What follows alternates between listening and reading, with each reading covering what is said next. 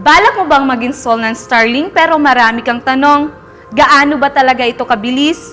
Magkano ang installation? Pwede ba ito sa condo o commercial building? Don't worry, in this video, sasagutin natin ang most frequently asked question about Starlink para makapag-decide ka with confidence.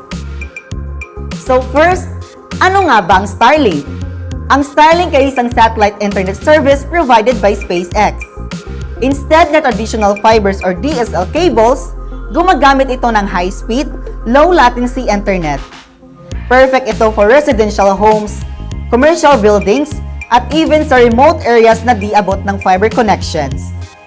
Ano naman ang kasama sa Starlink Zentree Kit?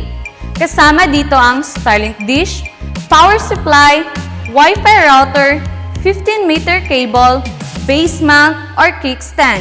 Ang starter kit price ay around 36,000 pesos. Gaano nga ba ito kabilis?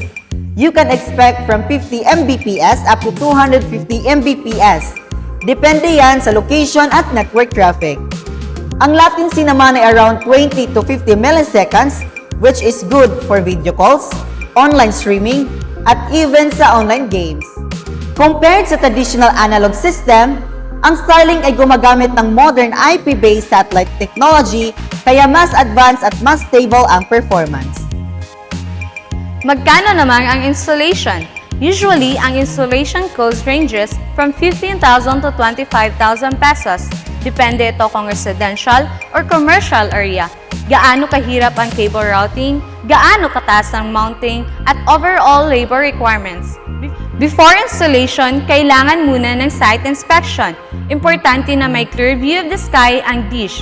Kapag may nakaharang tulad ng trees, building, or metal roofing, pwedeng maapektuhan ng signal. Kapag condo naman, kailangan muna ng permission from Homeowners Association or building admin. Approval will depend on customization, cable size, at installation height.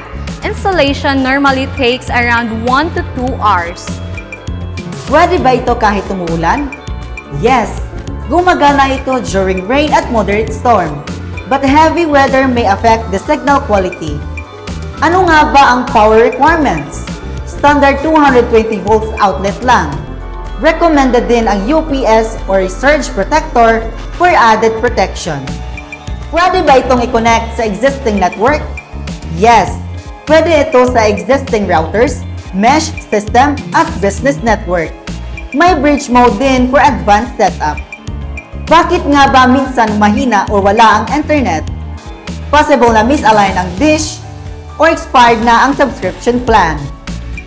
Kapag gusto mo ng fast, reliable, at modern internet solution, Starlink is a great investment. At para siguradong professional, safe, maayos ang installation mo, partner with Installers PH IT Solutions. We provide proper site inspection, clean installation, and expert configuration para sulit ang investment mo. Message us today and let's get you connected the right way.